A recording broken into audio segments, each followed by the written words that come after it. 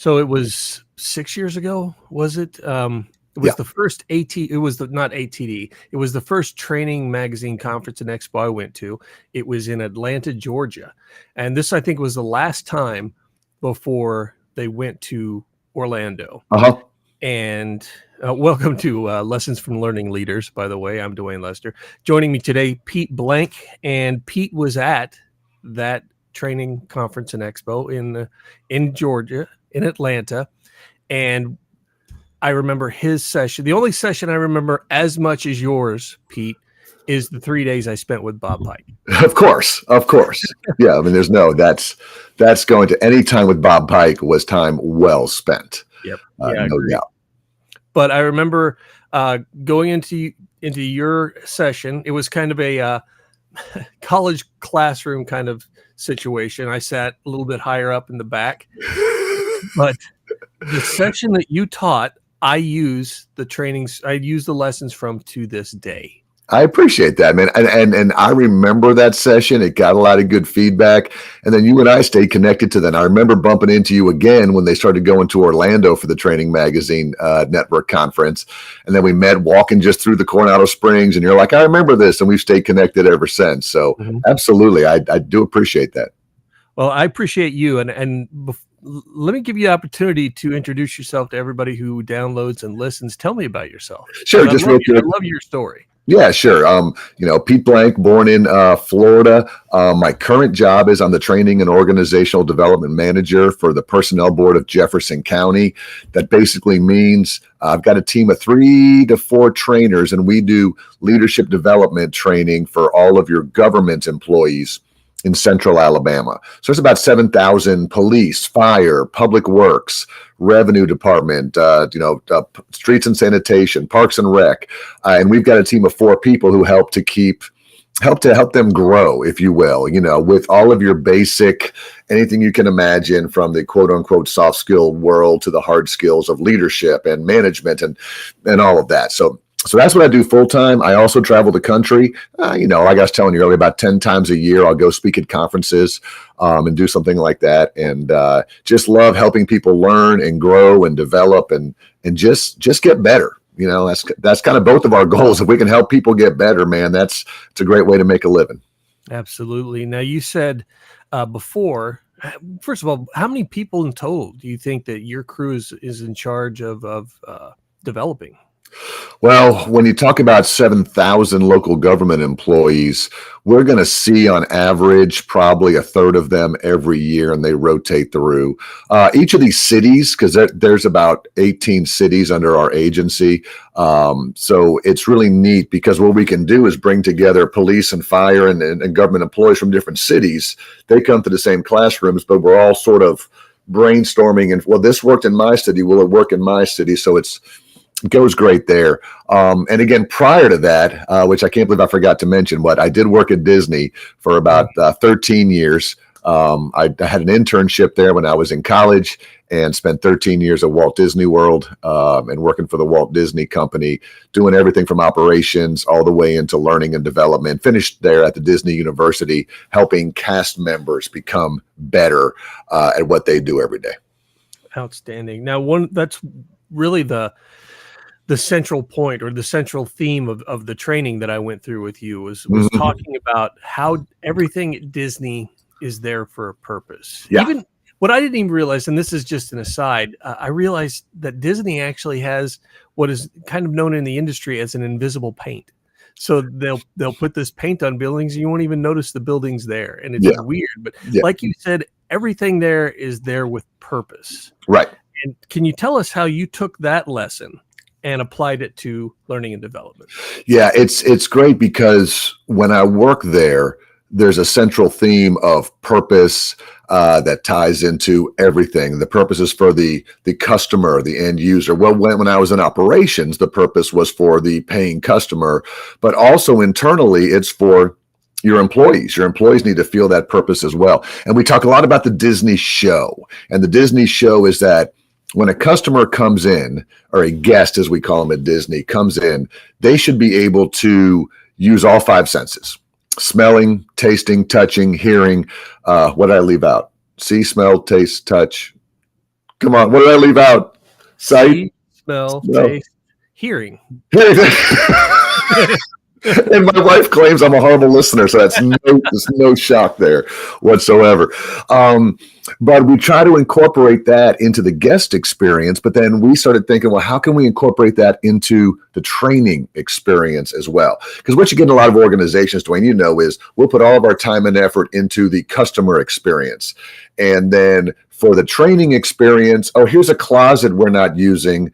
You can do your training in there. Hey, here's an old conference room that hasn't been updated in years. You can do your training in there. Now the guests get all the good stuff. And so Disney realized if you're going to really have an awesome employee base, the training experience needs to match the customer experience. So you've got to put time and effort into both. Wow. So let's walk through the senses. Let's start with hearing so we don't forget about that again. No doubt. No doubt. Well, this is simple stuff. And sometimes I feel when like a training magazine and when I do my sessions, there's a lot of people that do really great theoretical stuff. I really dabble in the practical, and it's shocking to me that some people still don't do this. But the most simple one is to have some type of music playing in the background when you enter a training classroom. Even in this year, or as we're getting into 2023, 2024, 2025 and beyond, when people are coming into a dead classroom, and there's 8 or 10 tables, and there's going to be 15 people, 20 people, whatever your attendee base is, and it's just dead. And there's no music, and there's white fluorescent lights, and people are just looking at their phones and scrolling. And then you as a trainer have to come in and get them up and organized. Using all of the ethical ways to do this. Again, I'm not saying just roll music if you don't have copyright license and all that kind of stuff, but simple background music in a training class, the sounds of that to help set the stage as people are coming in is one of the easiest things we can do. I'm sure you do that for your sessions, right? Actually, the speaker I use is right here. It's just a little Bose speaker. Yes. I think I got this for like $120 at Best Buy. And what I'll do is I'll actually I'll pair it to my laptop, and I'll go to YouTube and find some copyright free, free to use music, and just be rolling that. And I try to keep it a little more upbeat. You don't want funeral dirges as they're coming into the room, but right. You want something a little more upbeat. And it's such a change. And I'll even have it not so loud, but I might place it by the door so they can hear the music as they're coming down the hallway. Right. The whole thing is we need to start thinking of training as an experience. We talk about the customer experience, that's beyond customer service, and the employee experience, that's beyond just employee engagement. But what about the training experience? It shouldn't just be a training class, a training session. How can we make it an experience? And part of that is using all the senses. We used to have, we did some rehab in our area, but we had a room that had air walls, and if you've got air walls and you can hear the class next to you, then that ruins the training experience. If there's bathrooms too close, you can hear the flushing of the toilets during that. So that changes the experience. So we even have lobby music playing as you come in, like you said. So have it in the classroom, have it outside. You can use sounds in a bunch of ways to help enhance the experience. One thing that I read and I think is accurate is if you're offered a microphone, take it. Yeah. And I think that goes right along with hearing. What do you think? We do too many. And again, you and I both have booming voices and all of that. And we always see in training sessions when someone is handed a mic or a lapel, and they'll start like this. If I don't use this, can everybody hear me? If I don't use this, is this okay? And they start that way, and no one's going to raise their hand and say, no, we can't hear you. But then you start getting visual clues of the people in the back. So yes, unless you've got a small room of 8 people, if there is a sound system, if people can't hear what you're saying, they're going to disconnect right away. Absolutely. So take us on through some others. How about okay, we've got the sound, it's out in the hallway, they walk in, it's upbeat. What's next? Sight is important. What do people see when they come in? Like I said, I'll take you back all the way back before PowerPoint when I was at Disney University, and we had things called show cards. And show cards were really nothing more than like these big old pieces of paper here, and they would say things like safety with a picture of Mickey, and courtesy with a picture of Donald or something. And we would actually move these show cards off the easels as we're talking about things. And now PowerPoint replaced that. But even now we realize that people are visually stimulated. They learn visually. And so what do your rooms look like? What do your training facilities look like? Is it just a white wall? Is it just, can you hang up flip charts? Can you, we painted all of our walls with dry erase paint. So that gives us the option to put welcome statements on there. And it's funny that this is both sight and touch, but to see grown adults, when you hand them a dry erase marker and say, oh no, you can write on this wall. It's funny to watch these 50-year-old men who are, working in public works, and they're like, so I can write on this wall. Because again, anybody can write on a flip chart paper, but you're allowed to write on the walls. Right. So then all the different colors sort of add, and you look around during the training experience, and you're like, man, there's stuff happening. So making sure that your chairs look good. Look up at your ceiling tiles. In your rooms, how do those look? How long has it been since they've been dusted? Disney's big on the show element, and what you see, they do this whole forced perspective. They know where they want you to look in the theme parks. Well, what do I want you to see? And what do I not want you to see, as you're coming in? So this goes all the way back to the old don't walk in front of the projector type of thing, that kind of, shows the shadow of you on there. So everything, you can't just assume that people are going to look where you want them to look. You have to force them to look where you want them to look. Yeah. And I think a good aspect of the sight element is to use as much color in that room as you can. So you probably, like me, use index cards a lot. Yep. Rather than just getting the plain white, get the colorful ones. Rather than getting plain white cardstock for their table tents, get colored cardstock and then put it out there and let them choose what color they want. Going back to those adult learning principles, give them that choice. And, if you're going to use flip chart paper, okay. But if you're going to make notes on that, is there a way that you can use colored Post-it notes and put that on the flip chart paper? Get as creative as you can. So it's visually stimulating as well. And again, we as trainers and as learning leaders and experts and all these things need to think about this. We can't just be lazy, because today's learner is so involved in this, and we're learning about modularized training. And, I don't know what the old day was, but if you don't get them in the first 7 seconds, you're going to lose them. And you've got to take breaks every 15 minutes and all these things. And now it's like you've got to be on every moment. You could lose them at any at any moment because attention spans have gone down. So let's make sure that we use everything that we can to be visually stimulating in our classroom settings. Absolutely. So after we've got sound, we've got sight. What's next? What about smell? And again, not to go down this path, but where your bathroom's located, all that kind of stuff, because it's hard to focus. But you know what? I did a sort of a pseudo session on this. It kind of tied into smell and taste for Ames Community College that I was speaking to. And we were talking about what's driving people into their cafeterias, and why would I go in there? And we started saying, well, how does it smell in there? Does it smell like wet mop floor? Like it's just, how wet mopped floor smells, or does it smell like fresh coffee or like fresh hot chocolate?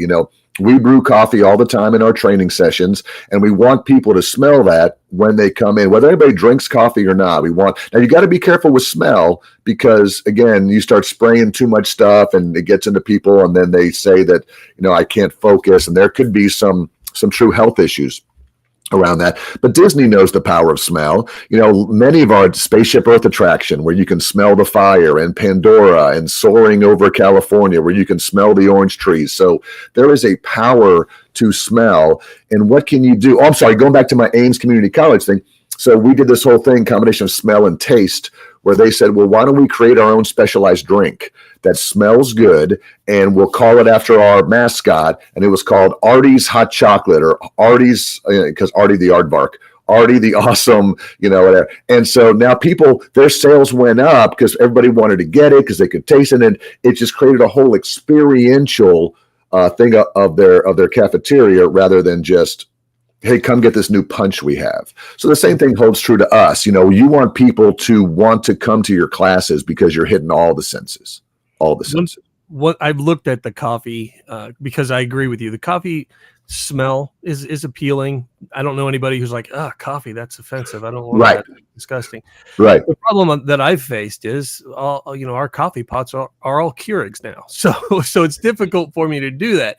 Yeah. And so then I thought the next thing was, well, maybe I'll get some Glade plugins. Well, my wife, from experience, I know if you put a Glade plug-in in the house, she's going to get headaches. Yes. And I thought, okay, well, I don't want to create that experience for someone. So what can I do? Then I remembered our good friend Bob Pike. And what did he do? He put scented markers on the table. Yep. And so every table now has a set of scented markers, and I make a big deal of that. And I'm always like, the buttered popcorn is my favorite. I don't know why, but I think it smells amazing. And now I've got everybody smelling the markers. And I always make a joke of it. This is the one thing in here that you can huff, and nobody's going to turn you in. So. And and again, sometimes I feel you and I are like, this is what we're talking about, that scented markers make a difference. And you can tell people that don't take the time to think about this, people leave their sessions and go, they were okay. I forgot what we learned, whatever. And those that do go, hey, they were on point on everything in that training. It makes me want to sign up for more. It makes me want to learn more. It makes me retain. Or when I'm back at the office and I buy my own scented marker and I smell it, and that reminds me of the training class on conflict resolution, which makes me go back to my book. Yeah, it can all trigger reflex. So great job on that. Absolutely. Well, it comes from you. So, it comes from all of us. The application of the training, which is what we all want. We all want that transfer from the classroom, from the seats to the streets. Yep. So now we go to, let's talk about taste. Yeah, taste is a tough one too. Again, kind of tying into that specific, what you're trying to accomplish. And this is hard to do depending on who's in the room. But again, my buddy who you might know, Sardik Love, talks all the time about, he does this experiential activity with the candies that are really sour. You know, he does a whole change activity where when you taste this and get through it, all of a sudden now you've mastered the art of change, because it's now not as bad as it used to be. And that involves taste. And I've done that activity myself a couple of times, and I've had a few people say, I'm not going to take part in that because I'm not comfortable. I don't know, but that's okay. I mean, it can be one of those optional training activities. You're not forcing people, eat this candy and learn this lesson, but he does it in a way that it's safe. And people who want to get, and even if you're not tasting the candy, you're watching the other people's reactions. So you're still getting a learning lesson out of it. So little things, I mean, I love that. We use that all the time. We do some activities with different frozen ice creams and popsicles where we like pull those out and talk. I would say we pass the popsicle around. Everybody take a lick. Everybody take a lick. But certain things you can do with Starlight Mints, all of those things you can just do. But we just don't think about that a lot as a learning option, but taste can help your training activity, your experiential activities. Do you feel that catering is a part of that? Being specific with what you're getting for catering, if you're doing a catered lunch? If you're doing an all-day activity or a catered lunch or something like that, yeah, we have certain, and again, working in local government, we have a few more parameters than most people do, but you could truly tie your food choices into your topic for the day. We've done this before when we've had some diversity training classes where we brought in some international foods with the whole lesson of learning new things like that. But also, if you bring in just a standard cold rubber chicken or cold cuts or all that, what is there if it's food, it's just food, that's fine. But you could also tie it in, to what you're trying to accomplish, which does make a difference. One thing that I did for a while was when we would had different parts of our organization that would want to come in and talk to the orientation class. Mm-hmm. So I said, well, let's just have you guys sponsor lunch then. We'll still pay for everything. You don't have to worry about that. But we'll say that you sponsored lunch, and then where do you want to get lunch from? So when one of our organization, the Libre Initiative, came in, they said, well, we want Super Pollo. I was like, perfect. Okay, Super Pollo. When we had Concerned Veterans for America come in, we said, where do you want your food from? And they said, we want it from Mission Barbecue because they're very veteran focused. Perfect. And then that adds a little bit more dynamic than just here's your boxed sandwich. It's okay. Today's lunch is from this organization. They want to talk to you a little bit about it. And then they brought, they sponsored lunch. Yeah, that is a genius idea. Again, because what it does is I just did one of my Pete's Point leadership lessons on leaders as connectors and how we have to connect people. And by bringing in outside vendors, outside speakers, outside meal choices from around. Yes, we're covering a topic today of orientation or conflict resolution or new hires. But I'm also setting you up that look at these people in your community who you probably should need to know because of their mission, vision, and values and all of that. So just by taking this simple idea of taste and not letting it not missing an opportunity with it, you nailed it. Absolutely. Thank you. How about touch? Last one's touch. And again, there's two sides to this. One is the emotional side of touch. And I talk about this a lot. If you've got a corporate university building or a training university building or something like that, not a lot of locations have those. But if you do, you need to emotionally touch people with things on your walls. So if you've got people who have been promoted and you're trying to showcase that there's upward growth in here, put up some storyboards about how people have gotten promoted and worked through the system so that when your new hires come in, you're like, oh, look, this person started 8 years ago. They were here. Now they're up here. So you are emotionally connecting with them. We do a veterans wall where I am, where people who have served, they come in and you can see where some of your coworkers have served in the military. So there's opportunities again for connection and emotionally touching. And then the physical touching is this goes back to, again, Bob Pike stuff and all that, depending on the class, what's on the tables, what are the squishies, what are the markers. A lot of us are now using Slido or Kahoot or something like that, where they're going to be on their phones, checking them, scrolling anyways. So why not allow them to answer the questions on their phones? Very tactile, they're got to do a whole lot of, some people prefer workbooks, some people don't, but at least having something for them to write on. So the whole idea of touch, again, adds to the training experience. I'm sure you do a lot of stuff like that. What I did, I actually went to Amazon and I found what they're called fidget boxes, and it's just a box of different fidget toys, and there are things.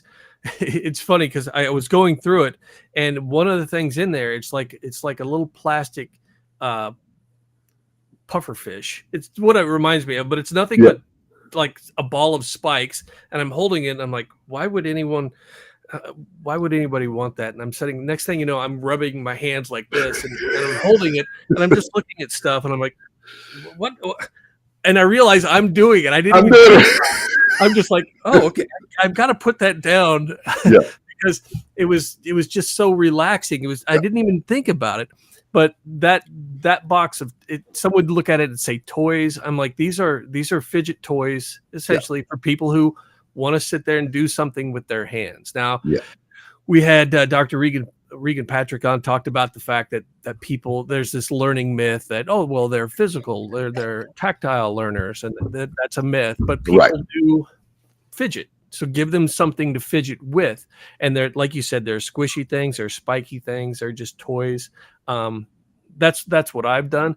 But I think one thing I've also, from this, the idea of touch is, what are they touching most throughout the day? And that's the hind end to the seat. So I always look at, do they have comfortable chairs, or am I putting them in the the circa 1950s folding chair exactly. So there's that physical comfort too. They're going to be sitting. Is that comfortable? Yep. You've got to make sure you've got a lot of chairs. We went to all of our chairs without arms for that reason, for a lot of people who, again, because when you get squished into a chair where you're not comfortable. So a lot of we were very, very deliberate in picking that out. And again, the whole idea of touch also ties to getting up, out, and doing your break. You think about breakout sessions in Zoom or places like that. Also, don't just assume because you're in a small room you can't get out. Are there other rooms they can go sit in for a 15-minute discussion, or go down the hall, or work at this? And This didn't work out for us, but at one time we had touchscreen televisions going down our hallways. And the whole idea was we're going to load these touchscreen TVs with activities. So during a in-person class, we'll say, okay, you 10 people go stand around TV A, TV B, TV C out in the hallway. So they get up and answer the 10 questions, get your score, and come back. We tried it once and it was a train wreck because they tried to touch and then it shut down. Maybe the technology's caught up. But anything you can do, again, to touch is about making them comfortable, touching them emotionally, where they touching physically. And the pandemic hurt us a little bit on this, because a lot of people, we put the toys out and take them back and put the toys out and take them back. And who touched this? And do I clean it every night? And I don't want this. So what type of disposable things do you have that they can take with them? Make them branded to your organization and say, no, that's for you to take with you. We're not going to wipe it down and use it again like we would back in the old days to save a couple bucks. So just some great ideas, some great best practices to really make your training stand out from the rest, because it's easy. I don't want to say people are phoning it in, but it's easy to get caught up in the day-to-day. And the next thing you're like, oh, I've got this training tomorrow. And you show up and I remember asking people in my last training, what did you expect? And they said a boring 9-to-5 training. And I said, what did you get? And they said a fun, laugh-filled experience. Yeah. That's the difference. And they will remember what came out of there, because that if they are uncomfortable, their mind, like you said, their mind will go to their phone. Their mind will go to, did I leave the iron on today? Yes, exactly. Exactly. How would you wrap it all up, Pete? Well, I would wrap it up. I'm going to wrap it up with what you said. And, there's a lot of Walt Disney quotes that are misattributed to him. One is, if you can dream it, you can do it. Walt never said that. That was a slogan for the Horizons attraction at Epcot back in the 80s, but it got attributed. One of the quotes that he did say is, laughter is no enemy to learning. And when you just said they had a fun-filled experiential event where they laughed, we all don't have to be stand-up comedians. We all don't have to have knock-knock jokes. But laughter comes in many different ways. And if we can get our participants engaged with all 5 senses, laughing, enjoying themselves, they're going to take that message and they're going to hopefully apply it in their everyday lives. So I like that you said that they laughed and had a good time. That's a huge part to me of the learning experience. Agreed. Tell people where they can find you. My website, just PeteBlank.com. Follow me on LinkedIn. I mostly only do LinkedIn. I was watching you on a previous episode where you're like, I'm now streaming on TikTok and I'm streaming on X and this is streaming. And I'm like, I'm on LinkedIn. That's it. I try to stay in my LinkedIn. So one day I'll branch out, Dwayne. But yeah, find me on LinkedIn, follow, connect me there, and just PeteBlank.com. You can also sign up for a weekly video, my Pete's Points that I shoot out. Just go to my website, sign up for that. It's a 2-minute leadership video that comes once a week, again, to help you hopefully be the best leader and training leader you can be. We should talk sometime just about that, because I love the Pete's Points, because I get them, and every week I get them, I'm like, I need to start doing that. And I could just set it up right behind me, stand in front of the bookcase. I honestly thought about doing this interview like out in the street. I was like, this is what Pete would do with the Pete's Points. We would find someone. Yeah. I could do this interview walking down the street, just as an homage to Pete's Points. But then today it's raining, so don't want to do that. You get the office today. Your background looks great, buddy. Looks great. Thank you. I appreciate that. Look, it's been great chatting with you again. I will be there in Florida in February. I hope to see you there. I will be there. Cool. Let's get you and a few other people together for some dinner and talk about how we're going to just add value and make a difference in 2024. Great idea. Love it. Thanks, man. Thanks for